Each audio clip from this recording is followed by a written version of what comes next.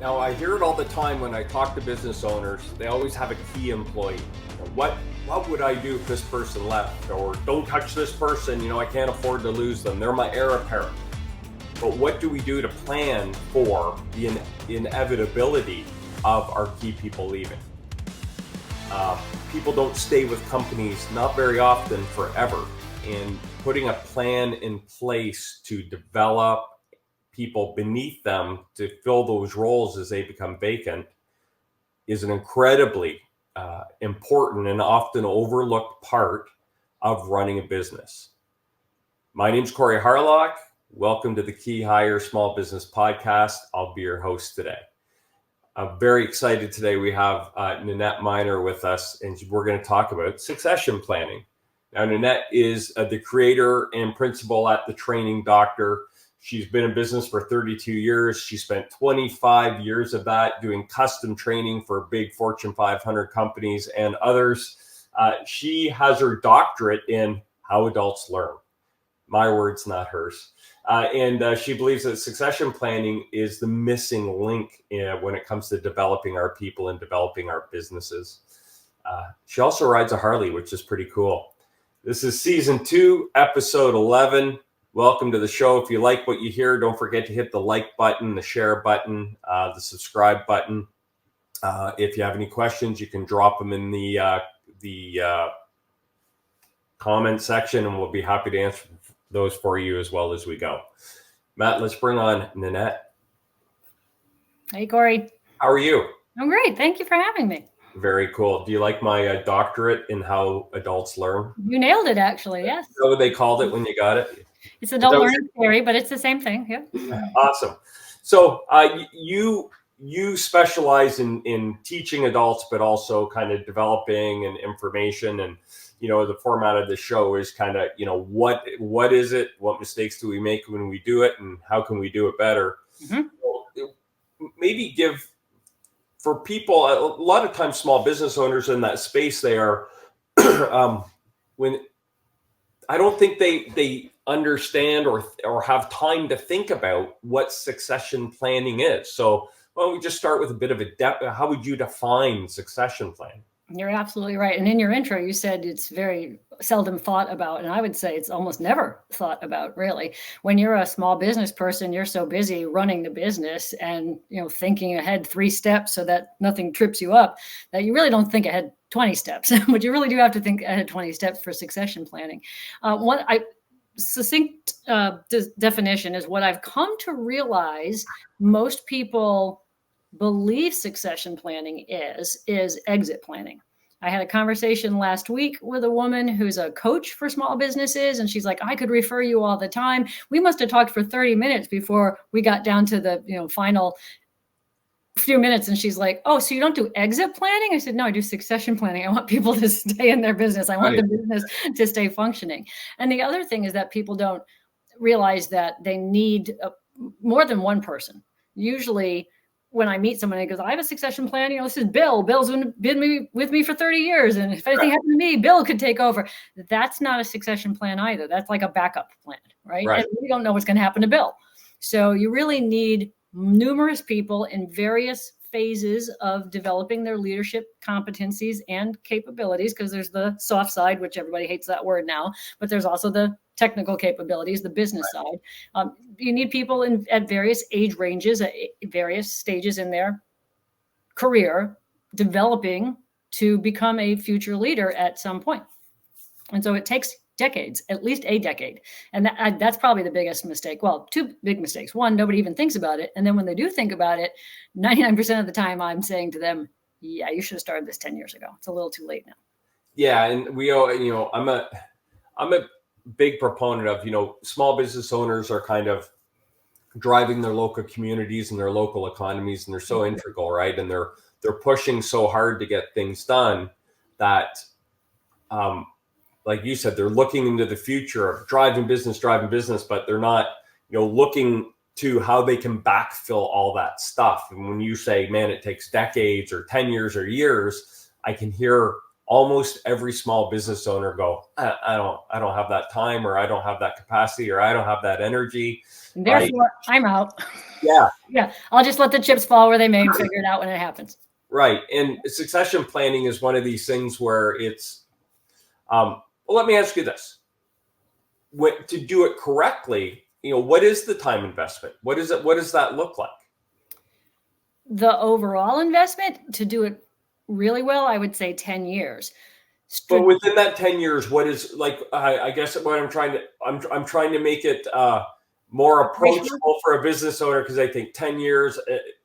What happens in those 10 years? Exactly. Yeah. And that's what I'm trying to get across to everybody now, but especially small business people, because they don't have the money, they don't have the capacity to bring in somebody to manage this process. My point of view is that if you do this strategically and systematically, my phrase is, you have to make this standard operating procedure, and then it's not hard. So instead of saying, oh, we have to get these people ready in 3 years, and now we have to throw them into classes and give them experiences and give them special projects. Instead, if you just manage people's careers from the minute they come in the door, so that, at 2 years or 3 years, everybody in the company should have communication skills, problem solving skills, basic financial skills. By year 5 or 6, we know we want them to be better decision makers, problem solvers, work collaboratively. By year 9 or 10, if you have it's not that hard to do, you just have to take the time to do it, right? If you just have a vision for, in 10 years, I want everybody in this company to be capable of doing these things, and then you slowly meet it out and you make it standard operating procedure in your organization. Some people aren't going to want to be leaders, right? Some people are. So meanwhile, you've up-leveled the whole capabilities of your organization, and those who like to lead others will naturally rise to those leadership positions. And meanwhile, everybody else is still contributing better than they would have been if you had done nothing for those 10 years. So it's an easy process if you think about it in advance and you have enough window. Generally, most people don't have enough window, and so it becomes a scramble and becomes a panic situation. And a lot of times they then have to hire somebody from outside because they lost a key leader. So they have to fill that position. And then that can cause all sorts of problems as well, because they may not mesh with your culture. They may have a different set of goals than you do, even though you interviewed them and they said they did. Then they come in the company and they turn it upside down, right? And then you have to get rid of them and you have to search again. It's tough to find someone to fit into a culture that you developed and built with your vision and your mission. It's easier, in my opinion, to build those people from within.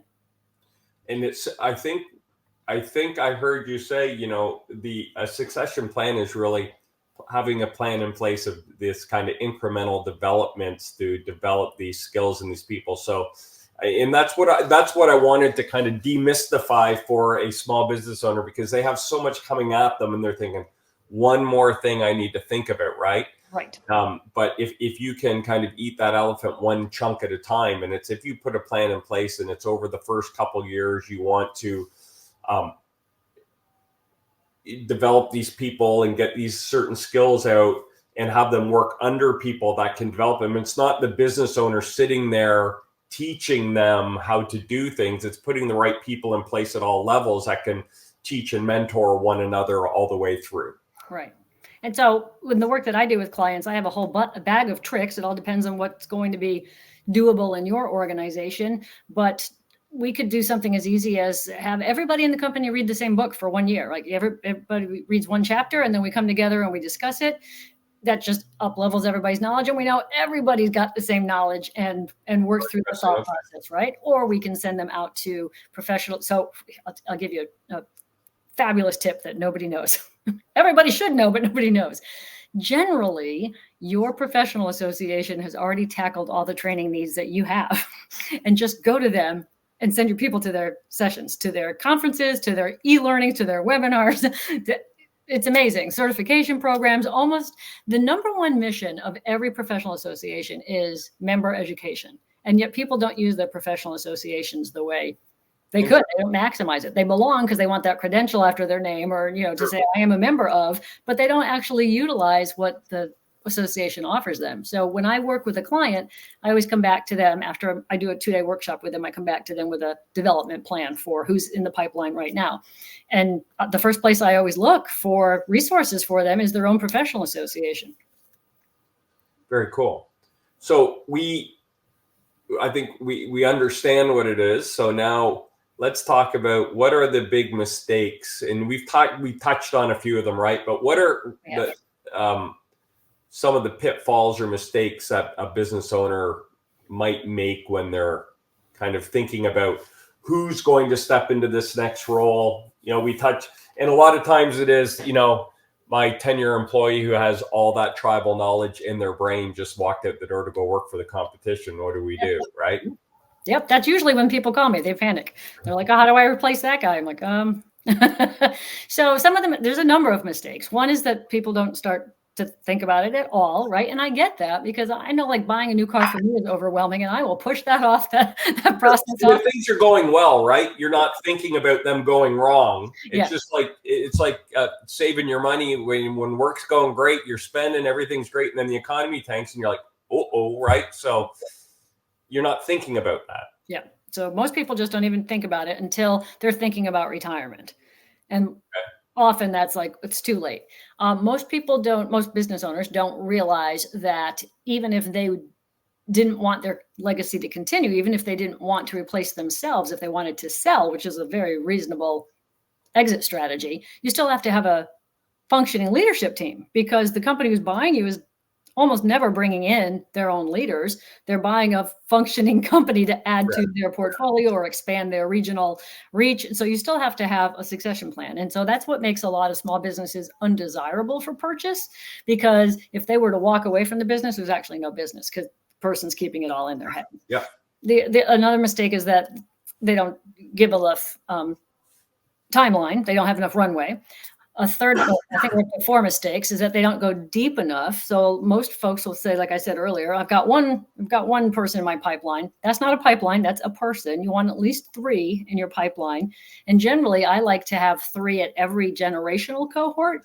So if you're a boomer, you want 3 Gen X people who might step up. You want 3 millennials who are in the process of being groomed. And you want 3 Gen Zs, which people are like, Gen Z, they're like 25. Why would I even... think about them being a leader? Let me just break that down. So I'm a visual person. So if we're looking at a department, so say we were looking at a sales department, and you have maybe your VP of sales is a boomer, then you have kind of your trickle down, right? So maybe you have 2 or 3 people that are your managers, and then maybe they have some reps underneath them, and then maybe we have some inside sales people underneath them. Is that kind of how you're talking? That's what I'm seeing. I just want to make sure we're painting the right picture here. Yes, because generally what people say is your VP of sales has 3 managers underneath him or her. And so eventually one of those people might replace that VP. And they don't think beyond that. Well, who's going to replace that manager? And what if one of those managers decides to leave? Now you're down to 2. So each of those managers has to have 3 people that they're grooming to replace them. And each one of those people who are being groomed should be mentoring somebody younger, so that they're starting that process. And again, if it's standard operating procedure, if we say at the start of someone's career, this is the milestones we expect for you educationally, we're going to provide it for you, but we expect that you'll achieve these things over the course of these years. And at a certain year, not only are you a learner, but you turn around, you become a mentor as part of your job, or a coach. You must bring 2 or 3 people up behind you. If it's just standard operating procedure, people don't question it. It's when you try and ask them to change their behavior at age 40 because now you've promoted them, that it's hard to get people to change behavior. So why don't you just teach them the behavior you wanted to begin with? Yeah, I totally understand that, and that's when you get into maybe your black box builders, where people are protecting their role now because, well, I want to give away everything I know, because if I teach this person it, then what value do I bring to the company? Which is a horrible employee to have in a key position anyway. But if you end up with that position, that if somehow a person with that mindset gets elevated into leadership, you've really made it difficult on yourself, because there's no way you're going to create that education flow without it being disrupted or sabotaged or whatever it is. But again, if it's standard operating procedure, this is how we operate. Yeah, I like that. Yeah. And you were trained at 23. By 43, you would not behave like that, because that's not how this company behaves. Or you would have left because you felt like, oh, I'm a power monger. Sorry if I offend anybody with that, but I don't have enough power here. All depends on how you want to run your company. Is that almost like the train your replacement type model at every level, right? So it's kind of like if you're mentoring someone to take your spot, so then when you move up, they can take it, and then that. But I want you to train 3 replacements just to be safe. Right? Yeah. Okay. I understand. Yeah. Can I tell you a funny story? And it's not funny; it's tragic. But I was working with a client this summer. There was 9 senior leader people in the room, and we were trying to figure out who was in each of their downlines. So I had them do an exercise where they listed 3 people who might replace them, and then I collected all their papers. 3 of the people in the room, 3 of 9, named another guy in the room as their replacement. So awesome. He's got a lot of skills and he's got a lot of respect in the company, but he cannot replace 3 people. Oh, so 3 people named the same person. Yes. Oh, wow. Yeah, that would be. And he had no one on his list. So I said to them, you can't let him go. He can't move up and you can't lose him. You have to replicate him. That's your first job. You have to make 8 more of him somehow. Because apparently he's got all the skills you need. And 3 of you could use those skills if you decide to retire. So we have to replicate this guy before we can move. Yeah, it's a big problem, right? When you have one person who has that much value. And when you have a small company, that's what happens when you have a small company. And that's why I decided to start working with small and medium-sized companies, even though my client base had been Fortune 500 for decades. But I realized small and medium-sized companies don't have the wherewithal to act on this and to think it through. Yeah. Yeah. I feel for them because, like you said before, these business owners are just going 100 miles an hour to do right by themselves and to their employees and all that good stuff, right? They have a lot of pressure on them to make sure people are getting paychecks to put food on their table, and these are kind of what this podcast has been. I hope has been good for them, is to kind of tweak these ideas in the back of their brain and say, hey, just some new things to think about. Because running business hard, man. It takes a lot of work, and you know, yeah. And if I started a company because I'm a technology geek, like, right. It doesn't mean I love succession planning. It doesn't mean I love talent acquisition. It doesn't mean I love doing payroll. It means I love technology, right. And that's what most small business people do. Is they start a business in the field that they love. Passion project, right? And so then they get all this other stuff that kind of comes with it. And they're like, I just want to do this, right? And so hopefully they can build a team around them. And that's kind of where you come in and I come in with them, is kind of help give them the supporting cast to achieve whatever that goal is they have. And if they have a good business, you know, the initial stages, they just kind of, they get so successful, the business outgrows the ability of all the people that they had help them start it, which is the biggest ironic thing in starting a business. Like, hey, everyone, thank you for getting me here. You guys are amazing. But I don't know if we have the skills in this room to get us to the next step. That's exactly it. That's exactly it. So when I work with clients, the first thing I have them do is reassess their vision, mission, and goals. Because if they want to be in business 5 years or 10 years, that's probably a different skill set that's not in this room. And if we have to hire people in from the outside, or even if we want to start bringing people up from within, we have to know what we're aiming for. So we start there. Yeah, it's crazy. I always liken businesses to like building a house. Mm-hmm. You know, you have the guys that come in and lay the foundation and do the framing. And then when they're done, you have the kind of guys that come in and do the plumbing, the electrical, hang the drywall. And then you have the guys that come in and do the finishing, like the trim work and all that. Well, the guys who do finishing don't like to do framing and foundation. And the guys who do plumbing don't like to do either of that either. Right. And so they all have a very unique skill set, and they all take that house from a different level of completion, right? But it takes a different skill set. And so I think that's, a lot of people they think that the people that help them get started are often the people that are going to take them to the moon. And sometimes that's the case. Sometimes it's not, right? And understanding what that is. Anyway. Yeah, there's life events and changing priorities. There's all sorts of things that throw a monkey wrench in that. So yeah. Okay, so we've talked about some of the pitfalls. So let's give them some advice now. Other than calling you, Nanette, what could someone out there do to kind of start this succession planning process is get the ball rolling and feel like, okay, I have something in place? So two things. One, it has to do with HR data. I want you to know where you're starting from. And one of the things that I've realized from the work that I've been doing in the last few years, I've seen a pattern of churn at around year 5. Okay. And the things that I've read about Gen Z as well, they intend to stay on their first job if it all goes well. They don't want a job hop like the previous generation did. So they want to stay from 3 to 5 years as well. So the first data point I want you to gather is, how many boomers do I have in my organization right now? And what's the chance of them retiring in the next 3 years? Because those could be gaping holes that you have to fill in an emergency, right? And secondly, if you want to build people from within, which is what I want you to do you have a problem with attraction and retention? Are you churning constantly at the beginning of the process, whatever it is, so that I can't get anybody in your pipeline? You can't get anybody in your pipeline because every 5 years we're bringing in new people and getting them up to speed. And then 5 years, new people come, and we can't ever get over that hump. So Okay. 2 pieces of data I want you to know is what's your chance of being in a crisis in the next 3 years? And then do you have a different problem before you have a succession problem? Do you have a retention or an attraction problem? The next thing I would like for you to do is ask all your senior leaders or whomever, you consider to be a key person, to make a list of 3 people that might replace them. And if they don't have 3 people, which they probably don't, then what are the job requirements? Because probably they're doing everything intrinsically now and you don't even know what they're doing.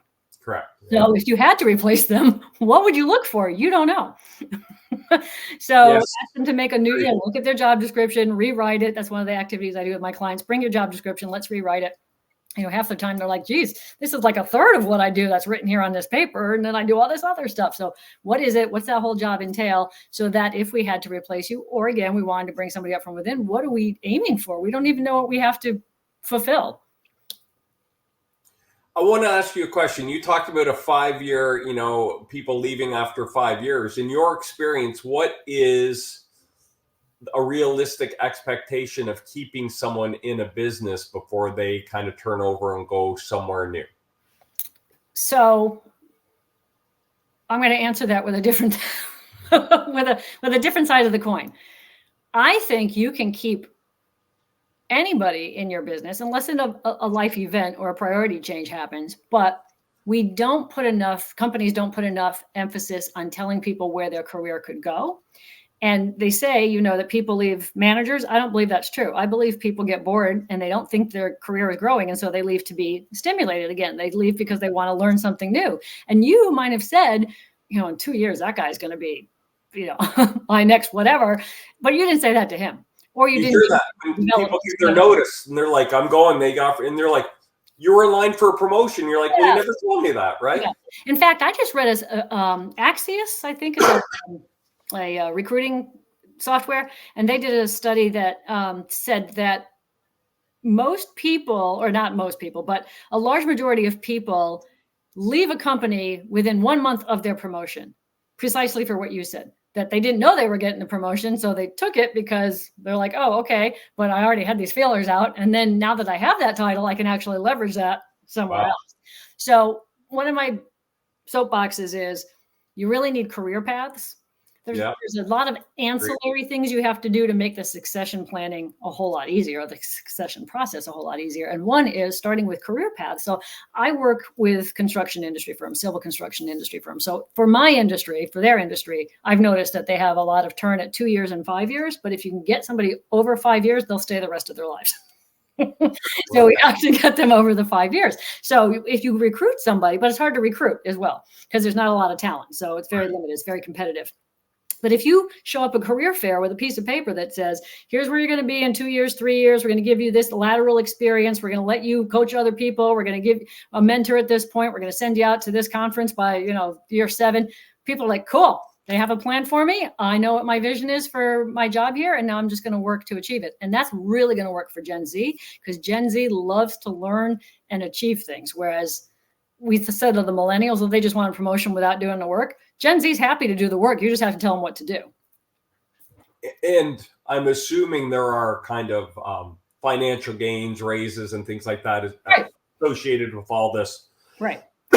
So What I do, which is very different, and this is because of my learning and development background, is not only do I want you to have a career path that says 2 years, 5 years, 7 years, this is where you'll be in terms of like a job title, but I layer it with a learning path. And so for you to achieve those job titles, you have to do these learning activities, whatever those be. And that's what I help clients do. I help them customize that learning, the professional development path, so that you do have a well-rounded leader at the end. Because one of the things that we've done in training and development poorly for 40 years, and this is an aha moment I had when I switched over to doing succession planning, we have created so many specialists in training and development and nobody who's a generalist anymore, because all we did was train people in silos. So if you entered a company in finance and you were lucky enough to get continuing development, we still kept you not only in finance topics, but with finance people. We never brought the HR and the operations and the research people to a finance class. We just gave the finance people finance classes. So there's literally, and especially in small companies, nobody knows how to run the company. And that's very concerning for me. Yeah, it's goofy. I mean, on a much smaller scale, like I had a client years ago that did like fire and life safety, and they are having a hard time finding technicians. And I said to them, and this is like a small chunk of what you do, right? But I just said, like, this, you can really help yourself by going to schools, recruiting from technical schools, bringing people on as Tech 1, and then giving them, in your first 6 to 12 months, you need to get signed off on these things. Right. And with that, you'll get an X amount of an increase, and you'll go to a Tech 2. And then after 12 months of being Tech 2, you need to sign off on these things. Then you get an increase, you go to Tech 3. Yep. Then after a year, you sign off, then you go to a full Tech, right? And then she's like, yeah, but how do we do that? And I said, here's the secret. You go to your best techs and say, I'm going to pay you so many dollars more an hour than all these other people, and you're going to be called a training tech. And every time you graduate a tech, every time they sign off on and they move from Tech 1 to Tech 2, you're going to get a $500 bonus. I love that. And they were like, feeling that. I'm like, that's great. Fabulous. Yeah. Like, make the training tech the ideal job. Yes. Yes. Well, so I wrote an article a few years ago that was, why do we aspire to be managers? We ought to aspire to be mentors. Like, why do we say, oh, you've achieved this title, and so now you leave the company? I want you to achieve that title, and then your next job is mentor for 3 years before we let you leave the company. Yeah, that's. I remember aspiring to something that you don't. I remember I worked in restaurants years ago, my first career, and I was with this company. I wanted to be a regional manager, and then I looked at the regional managers they had, and I came home. I wasn't even married at the time, I don't think, and I came home to my now wife and said, I don't want to work with these people. I need to find a new job. Like, if I get promoted, I'm going to hate my life, right? Yeah. So, and kind of understanding where you want to go and what you want to do. And the conversation has taken a turn, but it's been great because I think breaking it down into, but even how you can create succession planning at all levels of your business, right? If you have a machine shop, and you have CNCs or whatever it is, you need to have people that are understanding how to work that machinery. Yes. Whatever level of your business, you need to have people that the business owner doesn't have to be developing them, but they have to be working with the leaders of those departments to have a plan in place. And once a plan's in place, it's just kind of going through and checking the boxes, following up on it, making sure it gets done. Right. And I say to folks all the time, the career planning part and the learning planning part, it's very tedious. It takes a long time, but once it's done, you're done. Then you just keep following the plan. And if they're making so much money and they have a successful business, they could bring someone like you in to help them get that organized. Yes. Oh yeah. Yep. That is what I do for clients. Yes. So if they did want to do that, Nanette, how would they get in touch with you? Clever. I would say the best way is on LinkedIn because I'm the only Nanette Miner there. So there's no reason you can't find me on LinkedIn. And I'm on there every day. So. And your website is? trainingdr.com. It's training doctor. There it is. Matt's all over it. Man, this has been a great conversation. I've really enjoyed it. I think it was super valuable, and I appreciate you taking some time to chat with us today and all the business owners out there. And hopefully they got some value out of it, because it is, I mean, if you've given blood, sweat, and tears into your business, but then if something were to go wrong and you're unable to show up, it would be a shame to see that kind of the success go away or something happen to that business, right? So you got to put the people in the business that can kind of, you keep the doors open. One of the common laments I hear from small business owners is there's no one in this company who could take over for me. And I'm like, well, that's on you. Exactly. Yeah. Who else was going to get them prepared? Yeah, and again, I don't think it's like it's a me thing. I think it's just they've gone a million miles an hour building the business, and they've accumulated all this knowledge, and they've just never had the time to sit down and get it out and share it and disperse it with people. You know, I don't think it's a malicious thing. I think it's just oh no, I get it too. And honestly, I've been in business for 32 years. Just this past summer, I said to myself, I preach on succession planning. I don't have a succession plan. So now I'm working on my own because I expect to work another 10 years. So I'm like, okay, I got 10 years to get this to a point where I can sell this business. But I had not thought of it before this past year. I get it. Yeah, sometimes we just don't take our own advice, huh? Always, right? Nanette, thanks so much. It's been awesome. I've enjoyed the conversation. Thank you, Corey. Talk to you soon. There she is, Nanette Miner. That's awesome. So she focuses on succession planning, and I definitely recommend you reach out to her if you at the training doctor if you have any questions or comments about what we talked about today. Super valuable, something we believe in as well at Key Hire. So that's Nanette. If you liked what you heard, please give us a like, a share, a follow, help us spread the word, tell all your friends. You can check us out as well. You can watch, if you like to consume your information via video, you can check us out on YouTube. There it is. Make sure you subscribe to the YouTube channel. If you like to listen to the audio, you can check out the podcast. We're on all the major providers and platforms there. You can connect with us on LinkedIn, on our LinkedIn page. There it is. And you can check us out on our website. We do have some resources on there. You can schedule a meeting if you have any things you'd like to talk about with your business in regard to talent, performance, stuff going on with your key people, and you want to talk through some issues. We're happy to do that. We're a help first organization. No sales, no weirdness there. We're just happy to walk you through and give you any advice we might have. And if you like what you hear, maybe we can work together. But until next time, this has been Corey Harlock with the Key Hire Small Business Podcast. Stop grinding and start growing.